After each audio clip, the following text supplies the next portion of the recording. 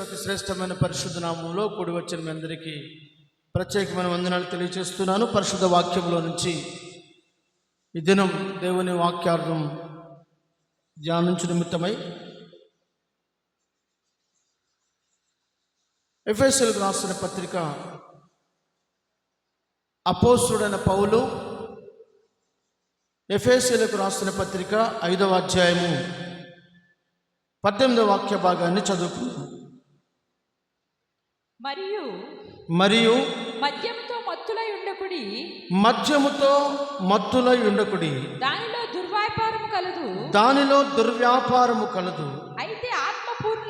అయితే ఆత్మపూర్ణులై ఉండుడి, ఒకరినొకడు కీర్తనలతోనూ సంగీతములతోనూ ఆత్మ సంబంధమైన పాటలతోనూ హెచ్చరించుచు మీ హృదయములలో ప్రభువును గూర్చి పాడుచు కీర్తించుచు మన ప్రభు అయిన యేసుక్రీస్తు పేరిట సమస్తమును గూర్చి తండ్రి అయిన దేవునికి ఎల్లప్పుడూ కృతజ్ఞతాస్తుతులు చెల్లించుచు క్రీస్తునందలి భయముతో ఒకరినొకడు లోబడి ఉండుడి. చాలు చదవండి. లేఖన భాగంలో చాలా చక్కని మాట రాయబడి ఉంది. ఏంటి ఆ మాట అంటే, ఆత్మపూర్ణులై యుండుడి. ఈరోజు మన ప్రసంగాంశం మూల అంశం ఏంటంటే ఆత్మపూర్ణులై యుండుడి. చాలామంది ఎలా ఉన్నారు అని తెలియజేస్తున్న దేవుని వాక్యం, మత్తులై ఉన్నారట. మద్యముతో మీరు మత్తులై ఉండకుడి, దానిలో దుర్వ్యాపారము కలదు అని తెలియచేస్తూ, అయితే మీరు ఆత్మపూర్ణులై ఉండుడి అంటూ ఆ కింద వచ్చిన అంటున్నాడు, ఆత్మపూర్ణులైన మీరు ఒకరినొకడు కీర్తనలతోనూ ఆత్మ సంబంధమైన పాటలతోనూ హెచ్చరించుచు మీ హృదయములను ప్రభువును స్తుతించుచు ప్రభు అయిన యేసుక్రీస్తు పేరట సమస్తమును తండ్రి అయిన దేవునికి ఎల్లప్పుడూ కృతజ్ఞతాస్తుతులు చెల్లించుచు దేవుని యందలి భయము భక్తి కలిగి ఒకరికి ఒకడు లోబడి ఉండండి అని దేవుని వాక్యం సెలవిస్తుంది. కాబట్టి మనం ఈ కడవరి దినాల్లో ఎలా ఉన్నాం? మనం నిజంగా ఆత్మపూర్ణులుగా ఉన్నామా? శరీరానుసారులుగా ఉన్నామా? శరీరానుసారులు శరీర విషయముల మీద మనస్సు ఉంచుతారు. ఆత్మానుసారులు ఆత్మ సంబంధమైన విషయముల మీద మనస్సు పెడతారు. శరీరానుసారమైన మనస్సు వేరే, ఆత్మానుసారమైన మనస్సు వేరే. శరీరము ఆత్మకును, ఆత్మ శరీరమునకును ఇవి ఒకదానికి ఒకటి విరోధముగా ఆపేక్షించుతున్నాయి.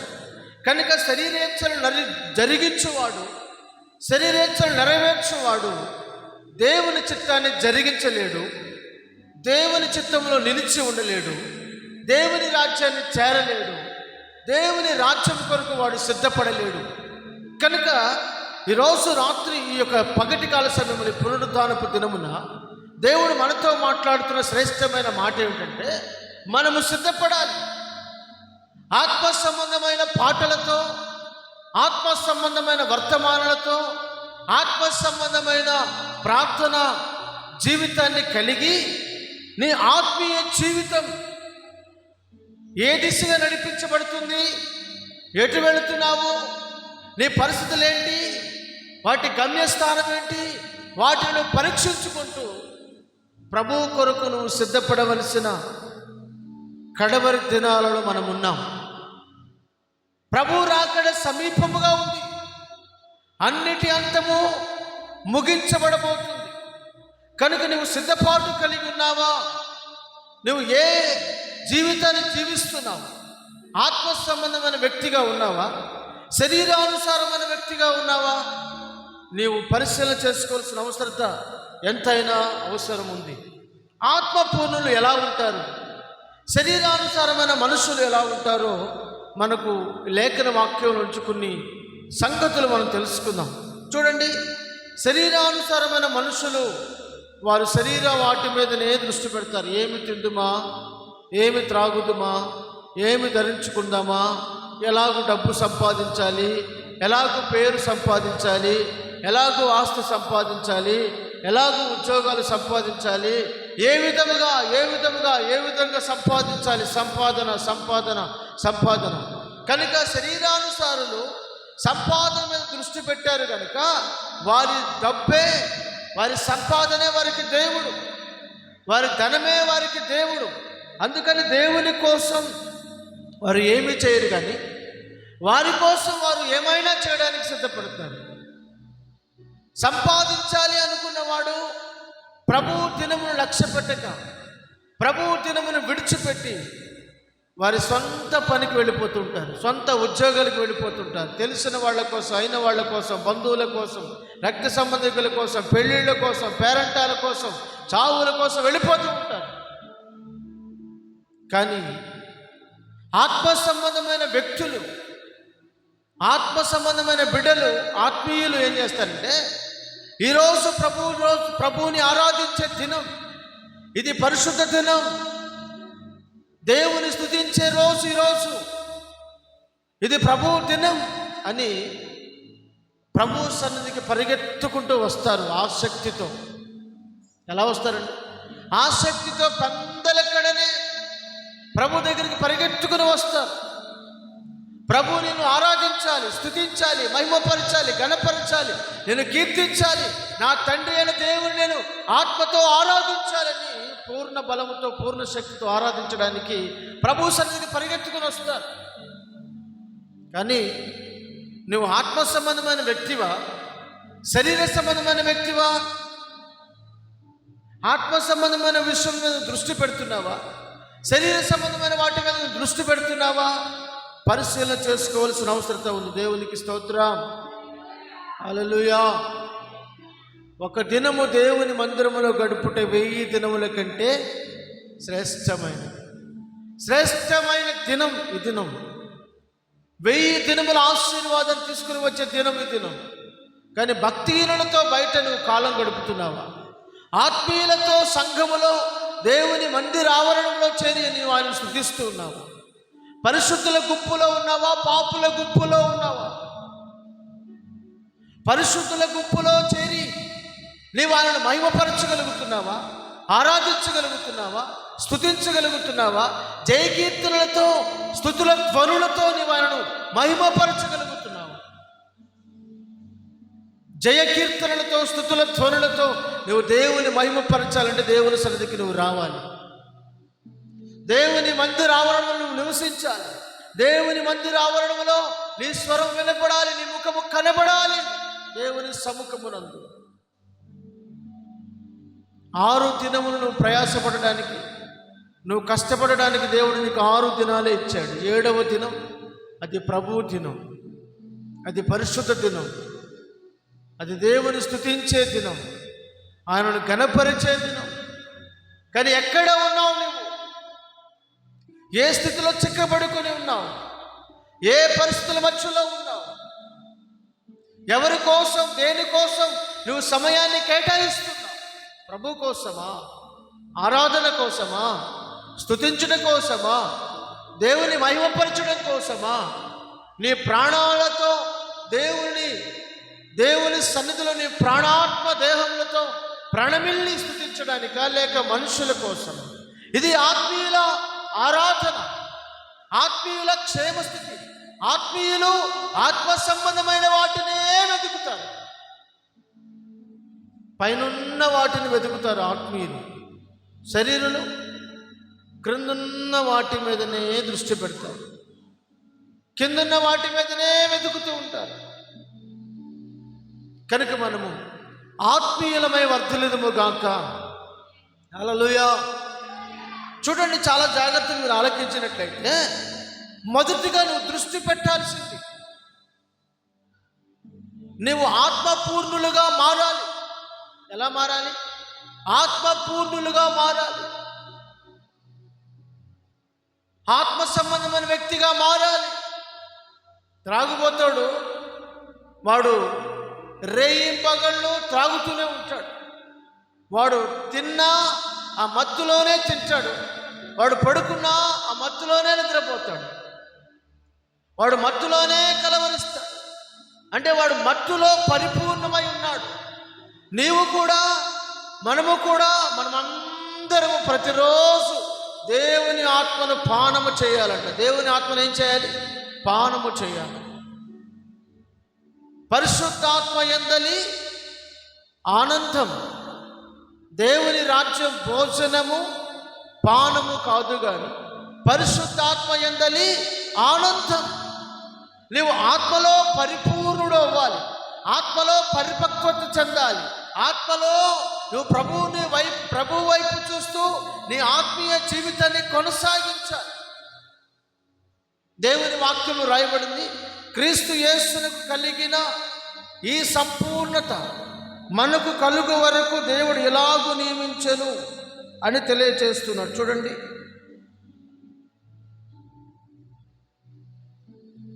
ఎఫెసీయులకు రాసిన పత్రిక 4వ అధ్యాయము 15వ వచనం.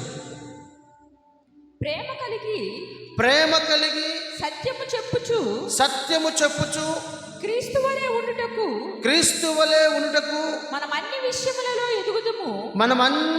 విషయములలో ఎదుగుదుము.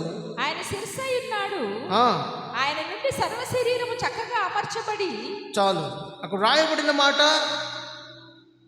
మనము సత్యము చెప్పుచు క్రీస్తు వలె ఉండుటకు మనం అన్ని విషయములలో ఎదుగుదుము అని తెలియజేస్తున్నాడు.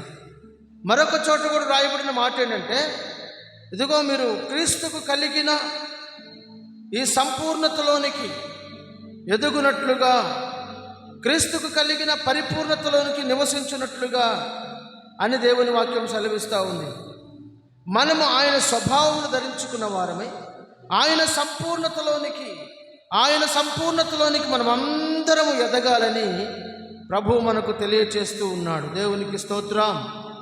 హల్లెలూయా, హల్లెలూయా. క్రీస్తుకు కలిగిన ఆ సంపూర్ణతలోనికి మనం ఎదగాలంట, క్రీస్తుకు కలిగిన ఆ పరిశుద్ధతలోనికి మనం ఎదగాలట. కనుక మనం అనుదినము క్రీస్తు స్వారూప్యములోనికి మార్చబడుచు, క్రీస్తులోనికి ఎదుగుచు మనం అన్ని విషయములలో ఎదిగిన వారముగా జీవించాలని దేవుని వాక్యం మనకు తెలియచేస్తూ ఉంది. దేవునికి స్తోత్రం. హల్లెలూయా, హల్లెలూయా. కాబట్టి జాగ్రత్తగా ఆలకించినట్లయితే మనము ఆత్మపూర్ణులుగా ఎదగాలి. మొదటిగా మనం దేని మీద దృష్టి పెట్టాలి? మన ఆత్మ మీద మనం దృష్టి పెట్టాలి.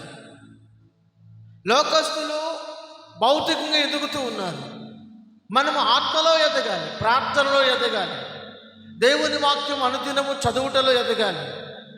ప్రతిరోజు దేవునితో గడపడానికి సమయాన్ని హెచ్చించేవారుగా ఉండాలి, అనుదినము దేవునితో ఉండడానికి ఇష్టపడేవారుగా ఉండాలి.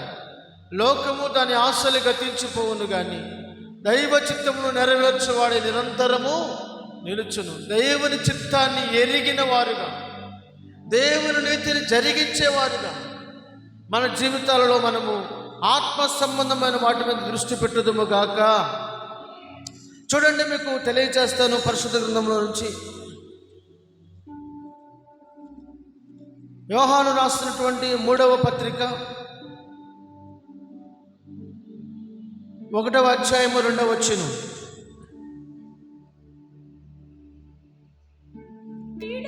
ప్రియుడా, నీ ఆత్మ వర్ధిల్లుచున్న ప్రకారము నీవన్ని విషయములలోను వర్ధిల్లుచు సౌఖ్యముగా ఉండవలెనని ప్రార్థించుచున్నాను.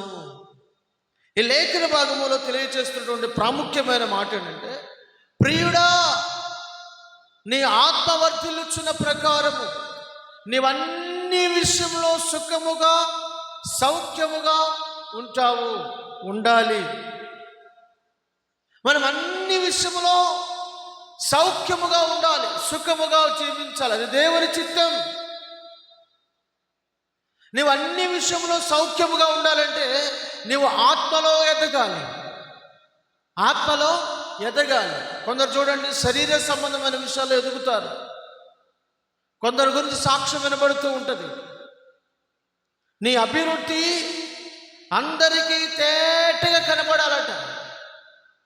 అపోస్తలుడైన పౌలు తిమోతికి రాసిన పత్రికలో తెలియజేస్తున్న మాట చూడండి.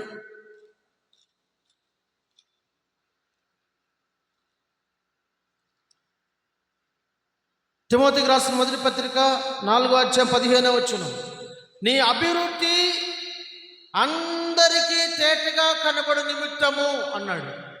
నీ అభివృద్ధి కనపడాలి. ఖచ్చితంగా నీ అభివృద్ధి కనపడాలి. ఏది నీ అభివృద్ధి? శరీర సంబంధమైన అభివృద్ధి, ఆత్మ సంబంధమైన అభివృద్ధి. నువ్వు శారీరకంగాను ఆత్మీయంగాను ప్రభువులో నువ్వు అభివృద్ధి చెందాలి. అదిగో చూడండి, ఆ బిల్డింగ్ 2 అంతస్తుల బిల్డింగ్ వాళ్ళదేనండి. అదిగో ఆ షాపు అతనిదేనండి, ఆ పొలాలు అతనివేనండి, అదిగో ఆ కారు అతనిదేనండి, అదిగో ఆ బైక్ అతనిదేనండి, ఆ పొలాలు అతనివేనండి అని చెప్తూ ఉంటారు. అంటే బాహ్య సంబంధమైన అభివృద్ధి కంటికి కనబడుతూ ఉంది. మరి ఆత్మ సంబంధమైన అభివృద్ధి సంగతి ఏం చేశావు? ఈరోజు చాలామంది ఆత్మ సంబంధమైన అభివృద్ధిని పక్కన పెడుతున్నారు, శరీర సంబంధమైన అభివృద్ధి మీద దృష్టి పెడుతున్నారు. నీవు ఆత్మ సంబంధమైన అభివృద్ధిని కలిగి జీవించాలి. అప్పుడు నీకు క్షేమం నలుదిశలా ఉంటుంది. ఏమి తిందామా, ఏమి సంపాదించుకుందామా, ఏమి ధరించుకుందామా, ఏమి కూడగట్టుకుందామా అని నువ్వు శరీర సంబంధమైన వాటి మీద దృష్టి పెట్టినట్లయితే అవి నీకు క్షేమము కాదు. దేవుని వాక్యం సెలవిస్తుంది, ఒకని కలిమి విస్తరించడం వాని క్షేమం, వాని జీవమునకు క్షేమము కాదు. ఒకని కలిమి విస్తరించుట వారి జీవమునకు క్షేమము కాదు. నీవు ఆత్మీయంగా కట్టబడుతున్నావా? ఆత్మీయంగా వర్తిల్లుతున్నావా? ఆత్మీయంగా ప్రార్థించగలుగుతున్నావా? ఆత్మీయ విషయంలో దృష్టి పెట్టగలుగుతున్నావా? ప్రియుడా, నీ ఆత్మ వర్తిల్లుచున్న ప్రకారము నీవన్ని విషయంలో వర్తిల్లుతావు. నీవు దృష్టి పెట్టవలసినది ఆత్మ సంబంధమైన విషయముల మీద. నీ అంతరాత్మ మీద నువ్వు దృష్టి పెట్టాలి. నీ మనస్సు మీద నువ్వు దృష్టి పెట్టాలి. నీ అంతరంగ స్వభావం మీద నువ్వు దృష్టి పెట్టాలి. మనుషుడు 2 పోలికలు కలిగి ఉన్నాడు. బాహ్య సంబంధమైన పోలిక, ఆంతరంగిక పోలిక. మనుషుడు శరీర సంబంధమైన మనుష్యుడు, 2 ఆత్మ సంబంధమైన మనుష్యుడు. బాహ్య పురుషుడు, ఆంతర్య పురుషుడు. బాహ్య పురుషుడు దినదినము క్షీణించుచున్నను, ఆత్మ పురుషుడు, ఆంతరంగిక పురుషుడు దినదినము బలపరచబడుతున్నాడని పౌలు గారు తెలియచేస్తున్నాడు. మరి నువ్వు దేని మీద దృష్టి పెడుతున్నావు? దేని మీద నువ్వు అభివృద్ధిని పొందగలుగుతున్నావు? నిన్ను గురించిన సాక్ష్యం ఏంటి? నీ అభివృద్ధి ఎక్కడ? ఒక కుటుంబం ఉందండి, ఆ కుటుంబాన్ని గురించి అందరూ ఇస్తున్న సాక్ష్యం తెలిసిన, అదిగో ఆ కుటుంబం చాలా భార్యాభర్తలు ఇద్దరు చక్కని ప్రార్థనా పరులండి. వారిద్దరు కూడా ప్రార్థనా పరులండి. వాళ్ళు ఏ వ్యక్తిని వచ్చినా చేర్చుకొని వాళ్ళకి దేవుని వాక్యాన్ని బోధిస్తారండి. వాళ్ళు మంచి ప్రార్థనా పరులండి అని దేవుని వాక్యములో వారిని గురించి ఒక మంచి సాక్ష్యం వినబడుతుంది. ఎవరు వారు? Aquila, Priscilla. వారు భక్తి కలిగిన వారు. అది వారి ఆత్మీయ అభివృద్ధి, అది వారిని గురించిన సాక్ష్యం. మరి నిన్ను గురించిన సాక్ష్యం ఏంటి? ఏమండి, ప్రార్థనకు వస్తుంది కానండి ఆ బుద్ధి మారలేదండి. ప్రార్థనకు వస్తుంది కండి ఆ మనసు మారలేదండి. ప్రార్థనకు వస్తుంది కండి మారు మనసు పొందలేదండి. అబద్ధాలు మావులే, బూతులు మావులే, సరసాలు మావులే, జోకులు మావులే, అన్నీ మావులేనండి. నిన్ను గురించిన సాక్ష్యం ఏంటి? నీ అభివృద్ధి అందరికీ తేటగా కనబడాలి. దేవుని వాక్యంలో ఒక యవనస్తుడు ఉన్నాడండి. ఆ యవనస్తుడి గురించి వినబడుతున్న సాక్ష్యం తెలిసిన, అదిగో ఆ యవనస్తుడు ప్రార్థనాపరుడు. దైవజనుడు సాక్ష్యం ఇస్తున్నాడు యవనస్తుని గురించి. మంచి ప్రార్థనాపరుడు అండి. ఎఫ్రా, ఇదిగో మీ అందరి కొరకు, మీ అందరి నిమిత్తం అతడు ప్రార్థనలో వేడుకొనుచున్నాడు. ప్రార్థన చేస్తున్న వ్యక్తి అతడు, మంచి ప్రార్థనాపరుడు. అతని అభివృద్ధి అది. మరి నీ అభివృద్ధి ఏది? శరీర సంబంధమైనవేనా నీ అభివృద్ధి? ఆత్మ సంబంధమైన అభివృద్ధి ఏమైనా కనబడుతుందా? వాటిని అసలు మనస్కరించగలుగుతున్నావా? వాటి మీద నువ్వు దృష్టి పెట్టగలుగుతున్నావా? ఆత్మీయులు వేరు, శరీరులు వేరు. శరీర సంబంధమైన మనుషుల మనస్తత్వాలు వేరు, ఆత్మ సంబంధమైన మనుషుల మనస్తత్వాలు వేరు. శరీరానుసారమైన ప్రవర్తన మనుషులు చంపుతుంది, ఆత్మానుసారమైన ప్రవర్తన మనుషులు జీవింపచేస్తుంది. శరీరము కేవలం నిష్ప్రయోజనం, ఆత్మయే జీవింపచేయును. ఆత్మ జీవనం, ఆత్మ సంబంధమైన జీవితం చేయవారు జీవములో కనబడతారు, నిత్య జీవితంలో కనబడతారు. నీవు ప్రతిరోజు కూడా దేవునికి దగ్గరగా రావాలి. దేవుని సన్నిధిలో నీ స్వరం వినబడాలి, నీ ముఖము కనబడాలి. దేవుని సముఖమునందు నీ స్వరం వినబడాలి, నీ ముఖము కనబడాలి. అది నీ అభివృద్ధి. ఏంటి నీ భక్తి? ఏది నీ భక్తి? ఏది నీ ప్రార్థన? ఏది నీ ఆత్మీయ జీవితం ఎదుగుదల? ఏది? కొందరు భక్తి ముదిరిపోయిన బెండకాయ వంటిది. బెండకాయ ముదిరిపోయింది అనుకో, దేనికి పనికొచ్చింది? పారేయడానికి తప్ప దేనికి పనికిరాదు.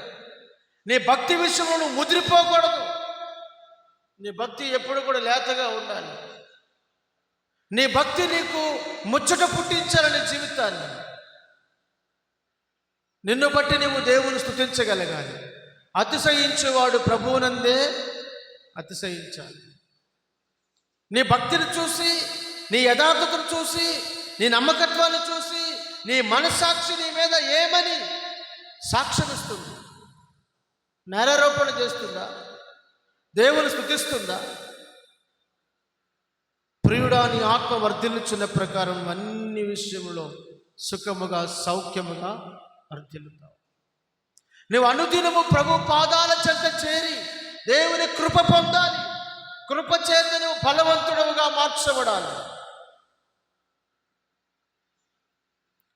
నీ వలన బలము నొందిన వారే ధన్యులు, నీ సన్నిధి అయిన సియోనులో వారు నిలిచెదరు. నీ వలన బలము నొందిన వారే ధన్యులు, నీ సన్నిధి అయిన సియోనులో వారు నిలిచెదరు. హల్లెలూయా. నీవు ఎవరి వలన బలాన్ని పొందుతున్నావు? బలమును పొందుతున్నావా? బలహీనుడవై ఆత్మీయ జీవితంలో పడి ఉన్నావా? ఆత్మీయులు బలవంతులుగా మారాలి. బలవంతులు కొనిపోబడుతున్నారు దేవుని రాజ్యానికి. బలవంతులు ఎవరు? ఆ బలవంతులు ఆత్మీయ జీవితంలో బలవంతులుగా నువ్వు మార్చబడాలి. దేవుని వాక్యములో అపోస్తలుడైన పౌలు తిమోతికి పత్రిక రాస్తూ అంటున్నాడు. ఆ పత్రికలో తెలియచేస్తున్న మాట ఏంటంటే, నా కుమారుడా తిమోతి,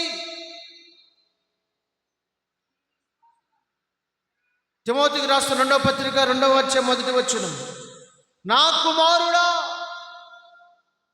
క్రీస్తు యేసునందున కృపచేత బలవంతుడవు కమ్ము. నీవు అనేక సాక్షుల ఎదుట నా వలన విన్న సంగతులు బోధించాలి, తెలియచేయాలి. దేవునికి స్తోత్రం.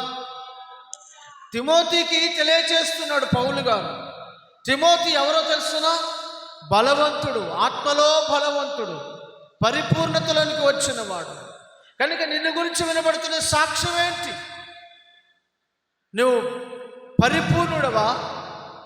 పరిశుద్ధుడవా, ప్రార్థనాపరుడవా, విశ్వాస వీరుడవా, దేవుని కృప పొందిన వ్యక్తివా? నిన్ను గురించి వినబడుతున్న సాక్ష్యం ఏంటి? అపోస్తలుల కార్యం 6వ అధ్యాయంలో మనకు కనబడుతున్న వ్యక్తులు కొంతమంది ఉన్నారు. అక్కడ వారి గురించి వ్రాయబడిన మాట ఏంటంటే, విశ్వాసములోను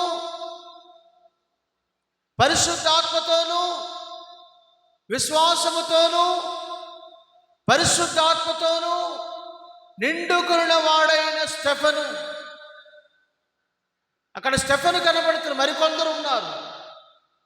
వారు 6వ అధ్యాయం 15వ వచనం, విశ్వాసములోను పరిశుద్ధాత్మతో నిండిన వారు. దేనితో నిండిన వారు? పరిశుద్ధాత్మతో నిండిన వారు. ఇంకా మనం పై వచనాలకు వెళ్ళి చూసినట్లయితే,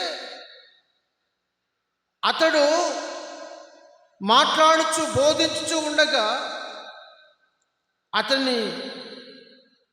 అతడు అగుపరిచిన జ్ఞానం, అతన్ని ప్రేరేపించిన ఆత్మ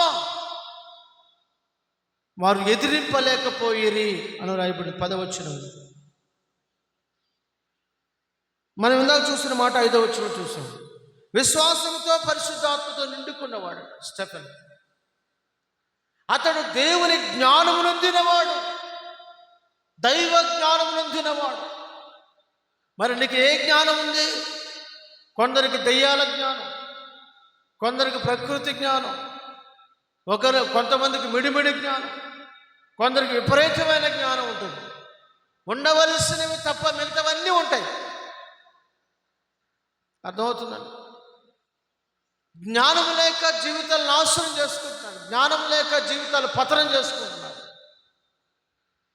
జ్ఞానం కలిగి కుటుంబాన్ని కట్టుకోవాలి, జ్ఞానం కలిగి కుటుంబాన్ని నడిపించుకోవాలి. దేవుని వాక్యం సెలవిస్తున్న మాట ఏంటంటే, ఆత్మపూర్ణులయునుడి, కీర్తనలతోనూ సంగీతములతోనూ ఆత్మ సంబంధమైన పాటలతో ఒకరిని ఒకరు హెచ్చరించుకొనుడి. పాటలు 2 రకాలు ఉంటాయండి, సంగీతం 2 రకాలు. ఒకటి శరీర సంబంధమైన సంగీతం, 2 ఆత్మ సంబంధమైన సంగీతం. పాటలు శరీర సంబంధమైన పాటలు, ఆత్మ సంబంధమైన పాటలు. ఆత్మ సంబంధమైన పాటలు ఏంటి? మనం ఇందాక పాడుకున్నాం. నీ వలన బలము నొందిన వారే ధన్యులు, నీ సన్నిధి అయిన సీయోనులో వారు నిలిచెదరు. ఆత్మ సంబంధమైన పాటలు అంటే దేవుని సన్నిధిలో ఎవరు నిరంతరం బ్రతుకుతున్నారో, దేవుని సన్నిధిలో ఎవరు నిరంతరం నివసిస్తున్నారో, దేవుని సన్నిధిని ఎవరు కాపాడుకుంటున్నారో, దేవుని సన్నిధిని వారి ముఖము, దేవుని సన్నిధిని వారి స్వరము ఎవరైతే వినిపిస్తున్నారో వారు దేవుని వలన బలమును పొందుతున్నారట. ఆ బలము పొందిన వారే పరలోక రాజ్యంలో ప్రవేశిస్తున్నారట. అక్కడ వారు కనబడుతున్నారు అని ఆత్మ సంబంధమైన పాటలు హెచ్చరికగా తెలియచేస్తున్నాయి. మరి శరీర సంబంధమైన పాటలో ద్వంద్వ అర్థాలు, బూతులు, సరస్సోక్తులు, ఇచ్చకపు మాటలు కదా, వాటిలో లేనిపోయిన నానార్థాలు ఉంటాయి. అవి మనుషులకు క్షేమాన్ని కలుగు చేసేవి కావు, అవి హెచ్చరిక చేసేవి కావు, అవి మనుషుల కుటుంబాలను కట్టేవి కావు. అవి భయంకరమైనటువంటి బూతు మాటలు, బూతు పాటలు. అవి శరీర సంబంధమైన సంగీతం, శరీర సంబంధమైన పాటలు. కనుక మీరు ఆత్మపూర్ణులై ఆత్మ సంబంధమైన పాటలు పాడచ్చు, ఆత్మ సంబంధమైన సంగీతములతో ఒకరిని ఒకరు మీరేం చేయాలంట? హెచ్చరించుకొనచ్చు. దేవునికి కీర్తనలు పాడుచు, కీర్తనలతో దేవుని స్తుతిస్తూ ఆయన ఎంతో భయభక్తులు కలిగి ఉండండి అని దేవుని వాక్యం సెలవిస్తా ఉంది. దేవునికి మహిమ కలుగును గాక. హల్లెలూయా, హల్లెలూయా. ఆత్మ లేనివాడు నా వాడు కాడు. ఎవడైనను దేవుని ఆత్మ లేకపోతే వాడు దేవునికి సంబంధము లేనివాడు. చూడండి, దేవుని రాజ్యంలో మనం ప్రవేశించాలంటే ఆత్మ పొందితేనే మనం ప్రభు రాజ్యంలో చేరగలం.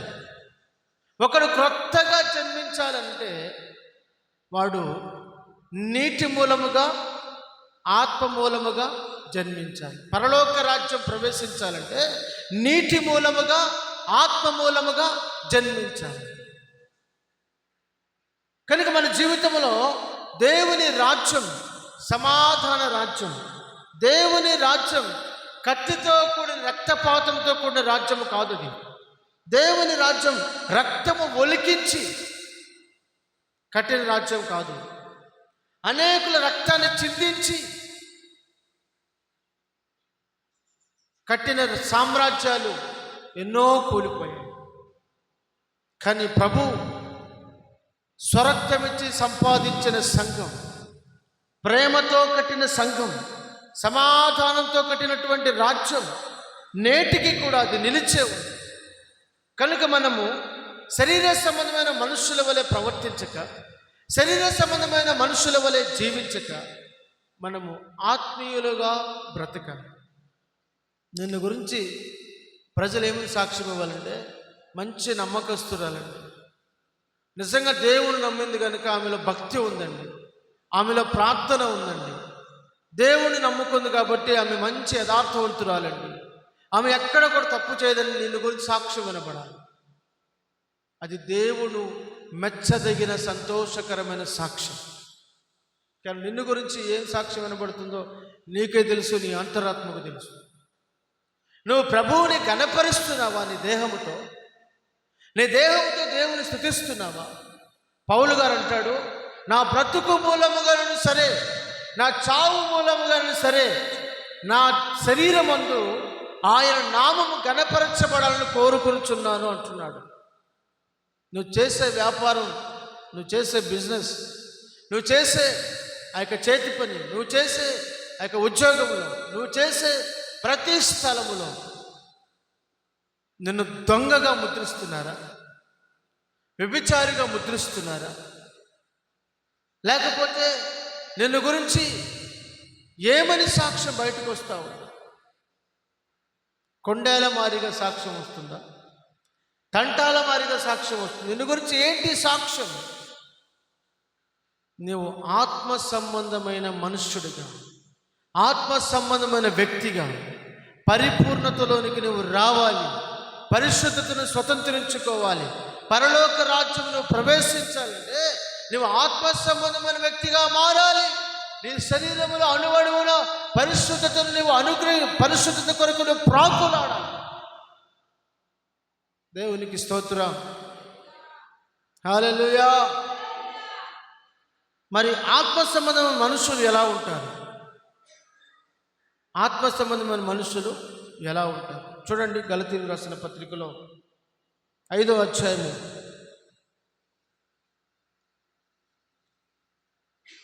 16వ వచనం. నేను చెప్పునదేమనగా ఆత్మానుసారముగా నడుచుకునుడి, అప్పుడు మీరు శరీర ఇచ్చలను నెరవేర్చరు. శరీరము ఆత్మకును ఆత్మ శరీరమునకును ఇవి ఒకదానికి విరోధముగా ఆపేక్షించుచున్నవి. ఇవి ఒకదానికి ఒకటి వ్యతిరేకముగా ఉన్నవి గనుక మీరేమి చేయ నిశ్చయింతురు వాటిని చేయకుందురు. మీరు ఆత్మ చేత నడిపించబడిన వారైతే ధర్మశాస్త్రమునకు లోనైన వారు కారు. శరీర కార్యములు స్పష్టమైనవి. అవేవనగా జారత్వము, అపవిత్రత, కాముకత్వము, విగ్రహారాధన, వ్యభిచారము, ద్వేషాలు, గొడవలు, మత్సరములు, చటకళ్ళు. ఎవరైనా బాగుపడితే చూడలేని పరిస్థితి, క్రోధములు, కోపాలు, కక్షలు, భేదాలు, విమతములు, అసూయలు, పడదు అసూయ, మత్తతలు, అల్లరితో కూడిన రికార్డింగ్ డ్యాన్సులు, డీజే డ్యాన్సులు, అల్లరితో కూడిన ఆట పాటలు మొదలైనవన్నీ కూడా ఇవి శరీర సంబంధమైన కార్యములు. మీరు ఆత్మ సంబంధమైన వ్యక్తులుగా నడుచుకోవాలి.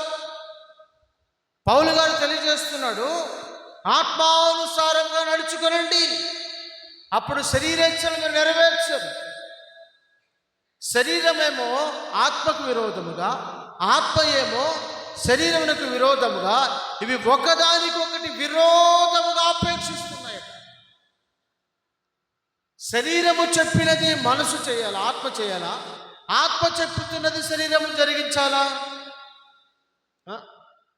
నీ అంతరాత్మ ప్రకారము నీలో ఉన్న దేవుని ఆత్మ నడిపింపునకు నీవు అప్పగించుకోవాలి.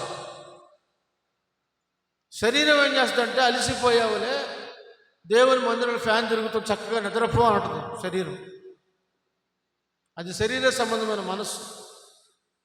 ఆత్మ ఏం చెప్తుంది తెలుసా? ఒక్కరోజు 1 గంట దేవుని సన్నిధిలో గడుపుతున్నావు, ఇది విలువైన సమయం. దేవుని వాక్యాన్ని విను, ప్రార్థన చేసుకో, నీ బ్రతుకు బాగు చేసుకో, నీ జీవితాన్ని కట్టుకో, నీ పిల్లల జీవితాన్ని బాగు చేసుకో, నీ భవిష్యత్తుకు పునాదులు వేసుకో అంటుంది దేవుని ఆత్మ. ఇప్పుడు నీవు ఆత్మ చేత శరీరాన్ని నడిపిస్తున్నావా, శరీరము చేత ఆత్మ నడిపిస్తున్నావా? కొందరు ఏం చేస్తున్నారంటే, ఆత్మ చెప్పుచున్న మాట పక్కకు పెట్టేసి శరీరం ఏం చెప్తుందో దాని ప్రకారం ఆత్మ నడిపిస్తారు. వాళ్ళు ఫెయిల్ అయిపోతారు. వాళ్ళ పరిస్థితి అదో పాతాళం కనకద్రొక్కబడుతుంది. వాళ్ళ జీవితంలో దేనికి కూడా ఎక్కిరారు, పైకి రారు, ఆశీర్వదించబడలేదు. వాళ్ళు శాపగ్రస్తులుగా మిగిలిపోతారు. అర్థమవుతుందా? శరీరానుసారమైన మనుష్యుడు తిండి మీద దృష్టి పెట్టి ఆశీర్వాదాన్ని పోగొట్టుకుని తరువాత ఆశీర్వాదం విలువ తెలుసుకుని దానికోసం ఏడ్చాడంట.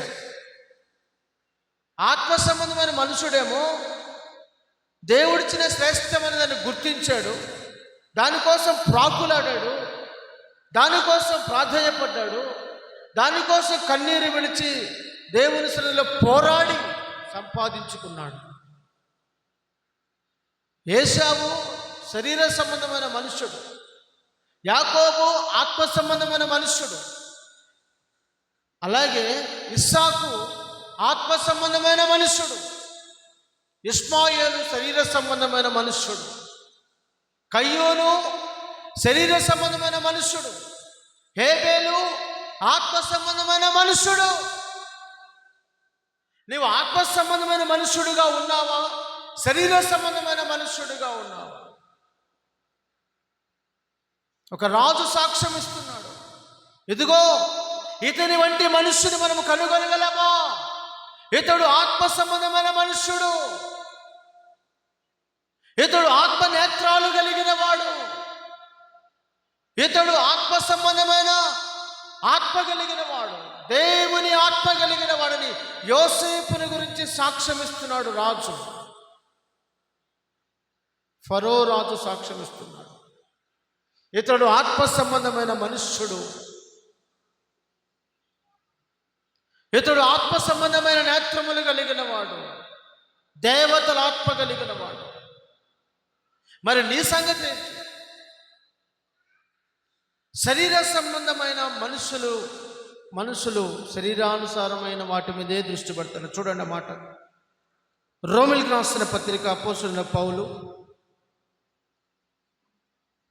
8వ అధ్యాయము 5వ వచనం, శరీరానుసారులు శరీర విషయముల మీద మనస్సు నుంచుదురు, ఆత్మానుసారులు ఆత్మ విషయముల మీద మనస్సుంతురు.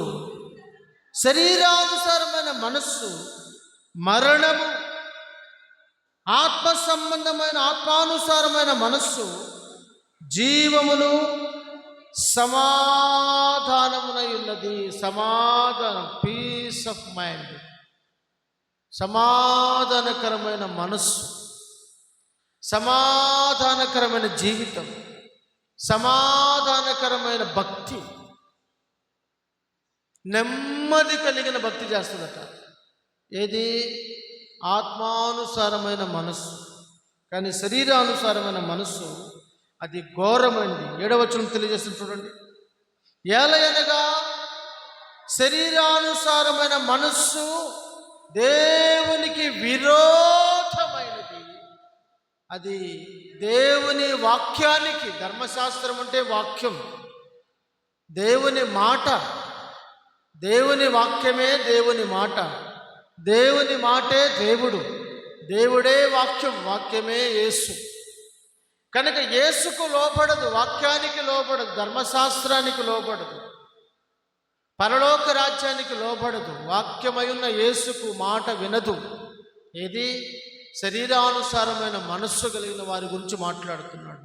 వారు ధర్మశాస్త్రమునకు లోబడరు, ఏమాత్రమును లోబడరు.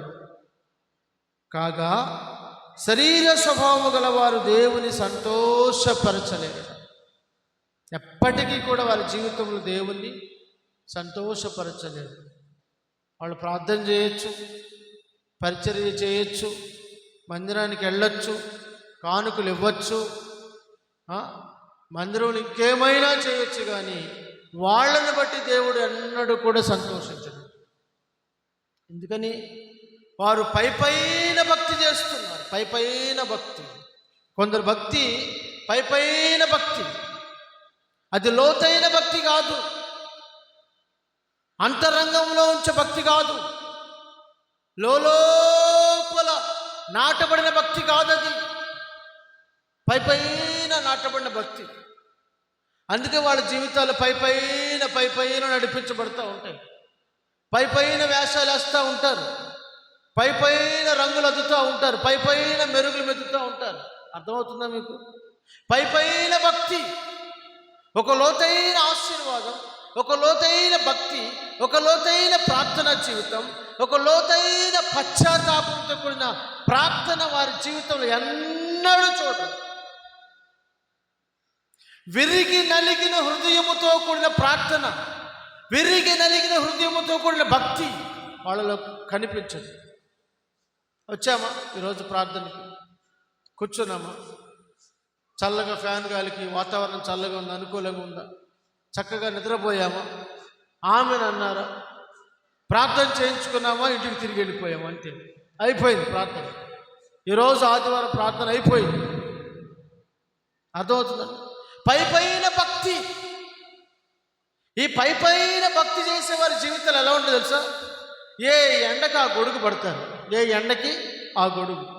ఓసర వెళ్ళి తెలుసా మీకు? ఓసర వెళ్ళి తొండ ముదిరి ఓసర వెళ్ళి అయిందండి.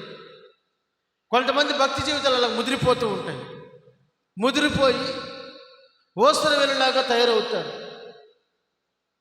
ఆ గుంపులో కలిశారనుకోండి, ఆ గుంపుతో ఉన్నట్టుగానే ఆ గుంపులాగానే చేస్తారు. ఈ గుంపులోనికి వచ్చారనుకోండి, ఈ గుంపు చేసినట్లుగా చేస్తారు. వాళ్ళతోనేమో నేను మీ వాడనే అంటారు, ఇటు వచ్చేమో నేను మీ వాడనే అంటారు. వీళ్ళతోనే ప్రమాదకరమైన పరిస్థితి. ఈ రెండు పడవల మధ్యలో కాలేసేవాళ్ళటువంటి వీళ్ళతోనే ప్రమాదం. ఉంటే చల్లగానైనా ఉండు, లేకపోతే వెచ్చగానైనా ఉండు. నులివెచ్చని జీవితం నీకు పనికిరాదు. ఉంటున్నారా? కనుక మన జీవితాల్లో ఓసర వెళ్ళేలాగా భక్తి మార్పు, భక్తి వేషాలు వేసేవారిగా ఉండకూడదు. భక్తి వేషాలు వేసేవారిగా ఒక లోతైన భక్తి జీవితాన్ని నువ్వు పునాదులు వేసుకోవాలి. నీ భక్తికి ఒక సమర్పణ, ఒక త్యాగం, ఒక వైరాగ్యం, ఒక రోషం, ఒక మంట, దేవుని గురించిన ఒక ఆసక్తి నీలో కనబడాలి. అవి కనబడవు, అవేమి కనబడవు. విశ్వాసుల పేరుకి కనబడుతున్నారు కానీ, సంఖ్య కనబడుతుంది కానీ, ఆ ఆత్మీయ మెట్టు కనబట్ల, ఆ ఆంతరంగిక మెట్టు కనబట్ల. ఈ రోజుల్లో తెల్లనివన్నీ పాలే అన్నట్టు, తెల్లనివన్నీ పాలే అన్నారు. జిల్లేడు పాలు కూడా తెల్లగానే కనబడతాయి, జిల్లేడు పాలు కూడా ఎలా కనబడతాయి? తెల్లగానే కనబడతాయి. కానీ అవి ఎంత ప్రమాదకరమో, అవి కూడా పాలే. ఈ రోజుల విశ్వాసులు కూడా అలాగే ఉన్నారు, భక్తి అలాగే ఉంది. భక్తి అలాగే కల్తీ భక్తి తయారైపోయింది, కల్తీ భక్తి. అంతా కల్తీ వచ్చేసింది కదండి. స్వచ్ఛత లేని భక్తి, నాణ్యత లేని భక్తి, క్వాంటిటీ లేని భక్తి, క్వాలిటీ లేని భక్తి తయారైపోయింది. నీ భక్తి పునాదులు కదిలిపోతున్నాయి సమస్యలు వచ్చినప్పుడు. దేవుని వాక్యం అంటుంది, అగ్ని పరీక్షించినప్పుడు వారు కొయ్య కాలువలే కాలిపోతున్నారు. కనుక నీ భక్తి పునాది ఎంత లోతుగా వేసుకుంటున్నావు? శ్రమల సుడిగుండాలైనా, ఆటంకాలు ఎదురైనా, సాతాను శోధనలు ఎదురైనా, ఈ లోక నటనలేని ముందుకు వచ్చిన నువ్వు కదలని నిత్యము నిలుచు సియోను కొండవలే ప్రభు కొరకు స్థిరమైన భక్తి నువ్వు చేయగలిగావు. దేవునికి స్తోత్రం. హల్లెలూయా, హల్లెలూయా. కనుక దేవునితో నీకు వైరం ఏర్పడుతుందా? దేవునితో నీకు సమాధానం ఏర్పడుతుందా? వారు దేవునికి వైరం కలుగ చేస్తున్నారు. చూడండి, యాకోబు పత్రికలో మీకు తెలియజేస్తాను. యాకోబు పత్రిక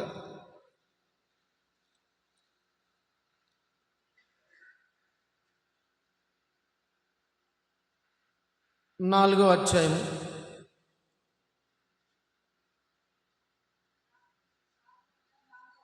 4వ వచనం. ఈ లోక స్నేహము దేవునితో వైరమని, మధ్యలో అది మింగేశారమ్మా. ఈ లోక స్నేహము, వ్యభిచారులారా, ఈ లోక స్నేహము దేవునితో వైరమని మీరు ఎరుగరా? కాబట్టి ఎవడు ఈ లోక స్నేహము చేయగోరునో వాడు దేవునికి శత్రువు అవుతాడు. నువ్వు దేవునికి శత్రువా, దేవునికి మిత్రువా? అబ్రహాము దేవునికి స్నేహితుడట. అబ్రహాము దేవునికి స్నేహితుడు. దేవునికి స్నేహితులైన వారు లోకానికి విరోధులు. అర్థమైందా మీకు? లోకానికి విరోధులు దేవుని స్నేహితులు, కానీ దేవునికి శత్రువులు లోకానికి స్నేహితులు.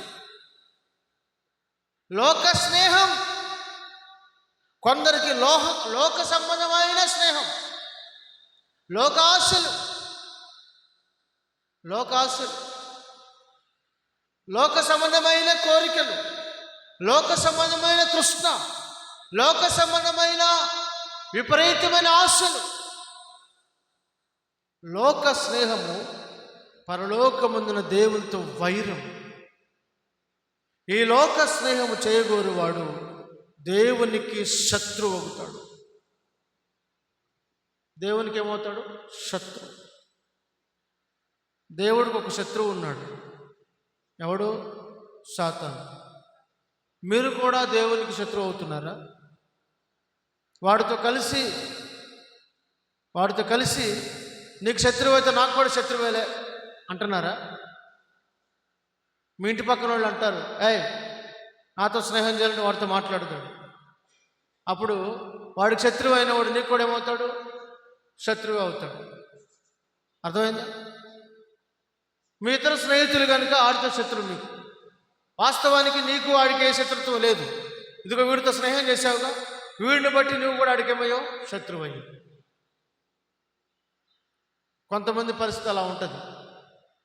కనుక నువ్వు దేవునితో స్నేహం చేసిన వ్యక్తివైతే లోకపు యొక్క కోరికలను జరిగించు.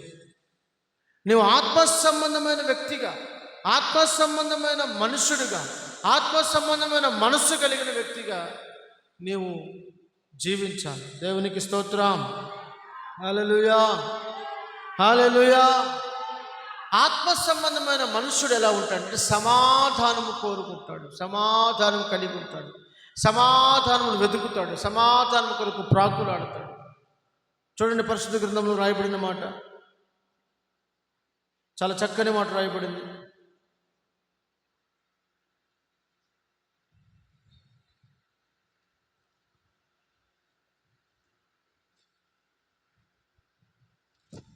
తిమోతికి రాసిన పత్రిక 2వ అధ్యాయం 22వ వచనం.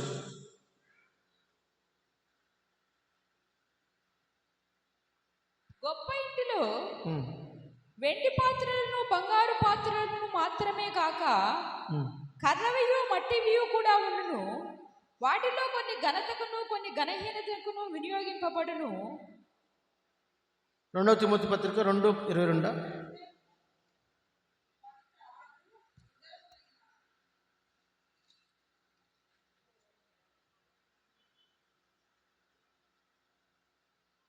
దేవునికి స్తోత్రం. హల్లెలూయా.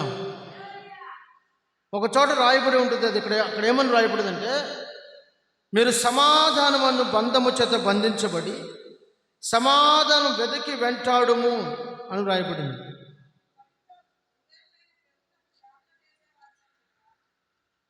సమాధానము ఆత్మ కలిగించు ఐక్యతను ఎఫెసు రాసిన పత్రిక 4:2. కాబట్టి మీరు సమాధానమైన బంధము చేత ఆత్మ కలిగించు ఐక్యతను కాపాడుకుంటేందు శ్రద్ధ గలవారై ప్రేమతో ఒకరినొకడు సహించుచు మీరు పిలువబడిన పిలుపుకు తగినట్లుగా దీర్ఘశాంతముతో కూడిన సంపూర్ణ వినయముతోనూ సాత్వికముతోనూ నడుచుకొనవలనని ప్రభువును బట్టి మిమ్మల్ని బ్రతిమాలు కొలుచున్నాను అంటున్నాడు. దేవునికి స్తోత్రం. హల్లెలూయా. మనం ఆత్మ కలిగించు ఐక్యతను కాపాడుకోవాలి, ఆత్మ కలిగించు ఆ బంధమును కాపాడుకోవాలి. సమాధానమైన బంధము చేత మనము బంధించబడాలి. ఆత్మ సంబంధమైన మనుష్యుడు సమాధానం వెతికి వెంటాడుతాడు, సమాధానం కోరుకుంటాడు.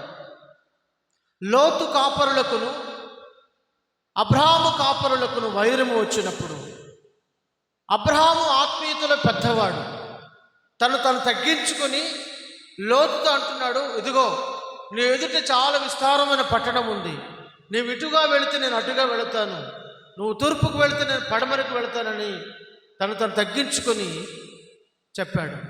ఎందుకు ఆ మాట చెప్తూ అంటున్నాడు? అక్కడ రాయబడిన మాట ఏంటంటే, మనము బంధువులము కనుక నీకును నాకును మధ్యలో కలహం ఉండకూడదు. అంటే సమాధానాన్ని ప్రేమించిన వాడు, సమాధానము కోరుకున్నవాడు తగ్గింపు జీవితాన్ని కలిగి ఉంటాడు. దేవునికి స్తోత్రం. హల్లెలూయా. ఆత్మ సంబంధమైన మనుష్యుడు తగ్గింపు జీవితాన్ని కోరుకుంటాడు. ఆత్మ సంబంధమైన మనుష్యుడు సమాధానమును కాపాడుకుంటాడు. ఆత్మ సంబంధమైన మనుష్యుడు తను తాను రిక్తునిగా చేసుకొని తగ్గించుకొని ప్రేమ చూపిస్తాడు. ఏం చూపిస్తాడు? ప్రేమ చూపిస్తాడు. ఆత్మపూర్ణులైన వారు ఎవరు అనగా తగ్గింపు జీవితము కలిగిన వారు. ఆత్మపూర్ణులైన వారు ఎవరు అనగా తమను తాము దేవుని ఎదుట మనుషుల ఎదుట తగ్గించుకొని జీవించేవారు, లోబడేవారు, విధేయత కలిగిన వారు, సమాధానం కోసం సమాధానం పోగొట్టుకొనక దాన్ని కాపాడుకునేవారు ఆత్మీయులు. అట్టి కృప దేవుడు మీకు అనుగ్రహించును గాక. అందరు మోకరించని ప్రార్థన చేసుకున్నాం. అందరు మోకరించి ప్రభు సన్నిధిలో మీ హృదయాలు దేవుని సన్నిధికి అప్పగించుకొని, ప్రభువా నేను మీ హస్తాలకు అప్పగించుకుంటున్నానయ్యా, నీ సన్నిధిలో నన్ను బలపరచండి. నేను ఆత్మపూర్ణుడిగా, ఆత్మ సంబంధమైన వ్యక్తిగా, నేను ఒక ఆత్మీయురాలిగా ఎదగాలి ప్రభువా. స్టెఫెను వలె తండ్రి, ఎఫ్రా వలె ప్రార్థనాపరుడుగా నేను ఎదగాలి. దైవికమైన జ్ఞానము పొందిన వ్యక్తిగా నేను జీవించాలని అందరూ ఎవరికి వారి వ్యక్తిగతంగా ప్రభు సన్నిధిలో ప్రార్థన చేసుకోండి. మీ హృదయాలు, మీ ప్రాణాత్మ దేహ శరీరములు ప్రభు చేతులకు అప్పగించుకోండి. ఆత్మ సంబంధమైన పాటలు పాడుచు, ఆత్మ సంబంధమైన హెచ్చరికలు చేసుకొనొచ్చు, ఆత్మీయ జీవితాన్ని కట్టుకొనొచ్చు. ఆత్మ సంబంధమైన పునాదుల మీద మీ జీవితం కట్టబడాలి. అందరూ కూడా ప్రార్థన చేసుకురండి. దైవ సేవకులు మీ కొరకు ప్రార్థన చేస్తూ ఉండగా అందరూ ప్రార్థనలో ఏకీభవించండి. అందరూ ప్రార్థనలో ఏకీభవించండి. ప్రార్థన చేసుకోండి. స్తోత్రం స్తోత్రం స్తోత్రం తండ్రి, స్తోత్రం నాయనా. పరిశుద్ధుడా, ప్రేమ స్వరూపి, స్తోత్రం తండ్రి. అయ్యా, మీ కృప చేత నాయన మీరు కనికరించండి, కార్యం